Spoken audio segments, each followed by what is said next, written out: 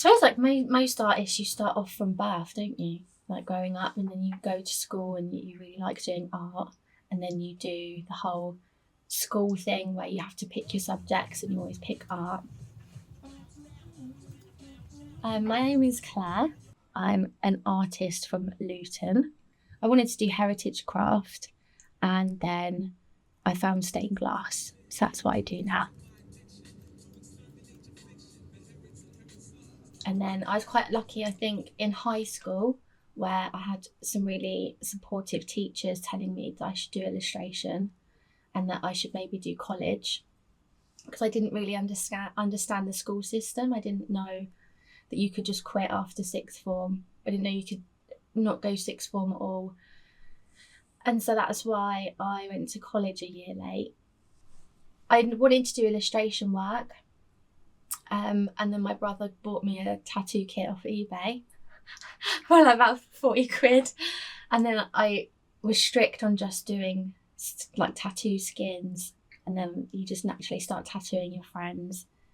And then that was it really. I suppose you just, you meet people, don't you? You meet creative people, and then you make connections, and then you get opportunities, and then you just try really hard to make money from it.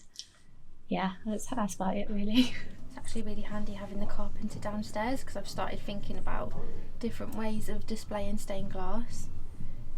And I think he's going to help me do that. I honestly think it's just, if I hadn't had the community of friends that I had, where they were telling me, I wish there was more female tattoo artists, or I wish there was more stuff going on where there were cool bands being played and things like that. I think if I hadn't had friends that were into, I hate to say the word alternative, but people who are into alternative music, that's a community in itself. And then there's lots of little communities where you've got mainly creative people who create spaces for those alternative people to hang out in and express themselves. And like Edge, for example, everyone that I've ever tattooed in the last 10 years have been to Edge, and then we know someone who knows someone. And so, you know, going to places like Edge, meeting people, having conversations with them, saying that they want to get tattooed, and that really inspired me to keep tattooing and drawing stuff up.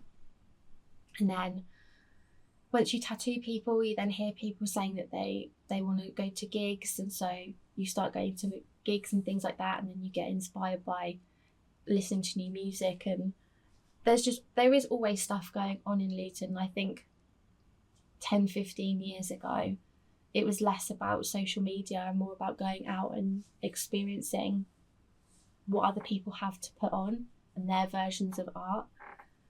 So I think because Luton isn't exactly what people would think of as a huge creative hub, I actually lived in that creative hub for my entire time living in Luton. So it felt like it was confirming that actually there's a space for you to create work and actually make a living out of it as well.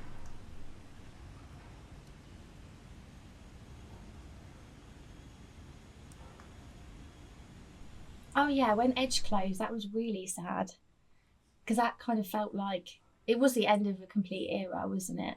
And it felt like, right, okay, we're on to the next thing now.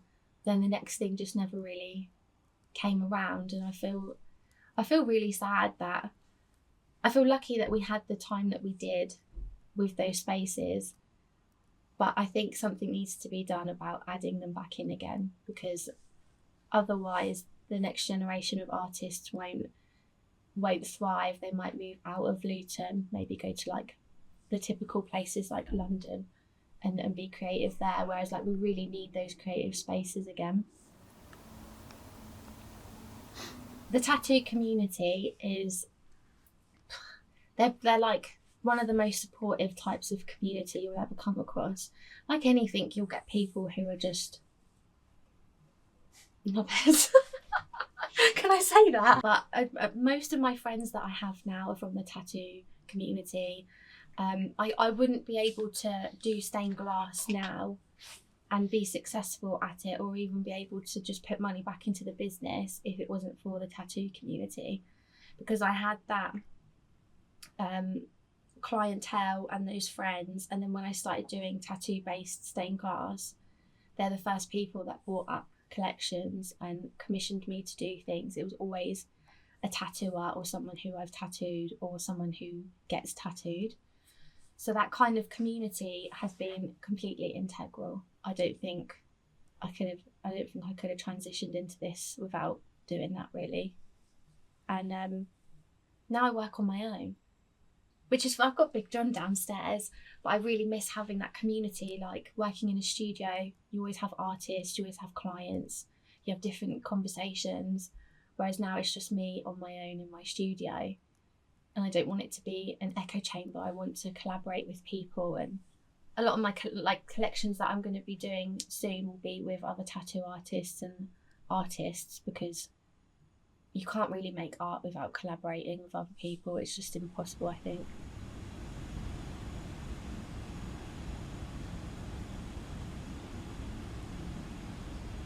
Sometimes I suppose when you look back on things that you've done and then moved on from it, you realise that actually you were supposed to do that thing first to then move you on to something else.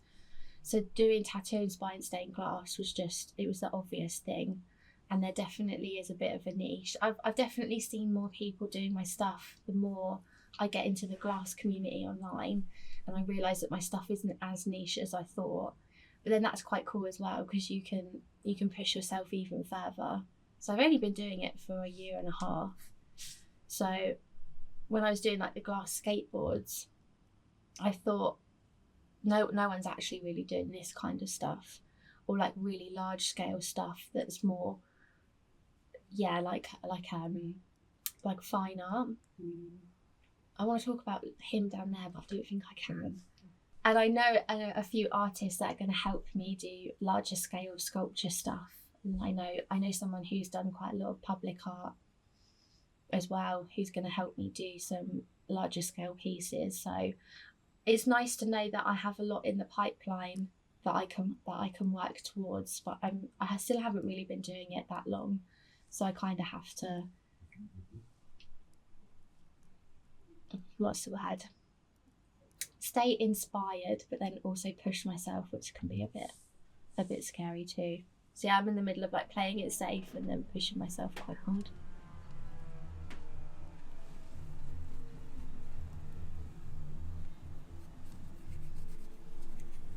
Yeah, everything that I've made that's of Garfield, that goes super quick.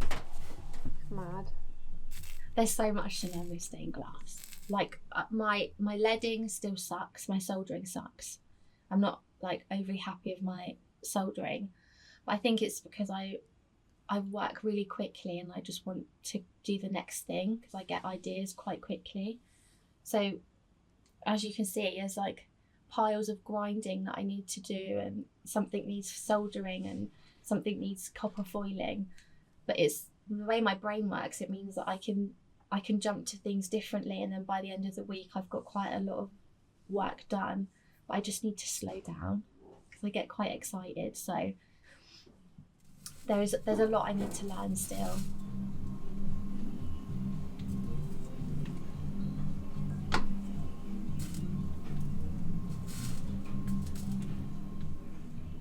I think I really tried quite hard with Instagram to be a brand, to be a personality, I suppose, so that people knew who they were going to get tattooed by.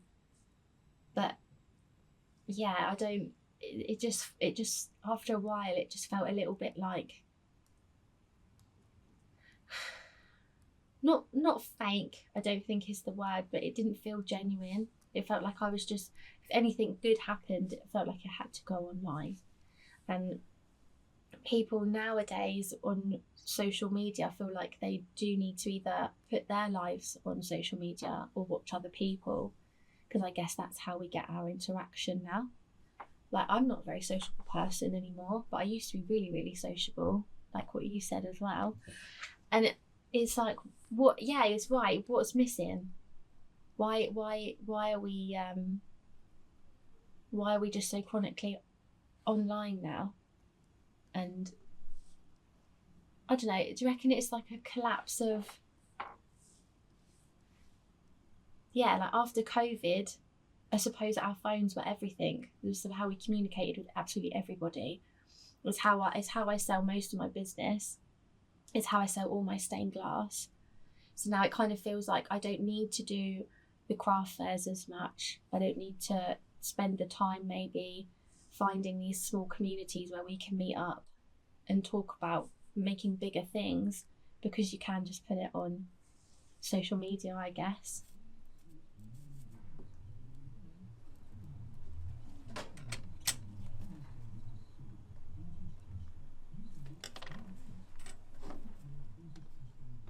Luton needs another craft fair. It really does, because with craft fairs, so a lot of people that I've met with craft fairs, they have a full-time job and then they might do something relaxing for themselves in the evenings. So you get a lot of people doing the knitting and the crocheting because it's calming, they enjoy doing it. And I went to a craft fair a couple of months ago, and the guy had he's quite a famous jam and chutney brand. They're stocked in Waitrose, but he started doing it because it was helping him cope with the death of his mum, and then it just turned into a full-time business, and now he only exclusively sells to shops and does craft fairs. But just watching him interact with people, he could sell ice to the Eskimos. It was crazy. But I said to him, like, how do you do it? Like, how do you get yourself so sociable and talking to people and talk to everybody? And he says, it's just because I love it. You know, I don't get to socialise much anymore because I work so much. So coming to craft fairs, it's like he gets to really be himself. He gets to engage with other people. He gets to meet who he sells to. And he was constantly asking them questions about, you know, what do you think of this product? Is it too sweet? You know, it was nice to see that side of someone's business where it wasn't just corporate and stuff like that. It was his market research was just selling stuff, but also chatting to everybody, which was really nice. And then in turn, he told me of all these other craft fairs to do, and you end up making friends. So it's not only people making money from the products that they've really lovingly spent time making as some sort of art therapy, I guess, then they get to make friends. So I think craft fairs are really important.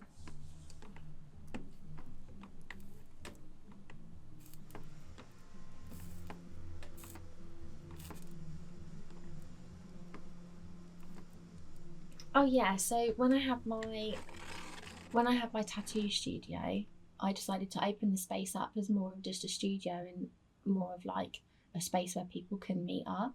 So we did craft and clay. That was really fun. So we had people coming in and just made these little frog dishes out of children's clay.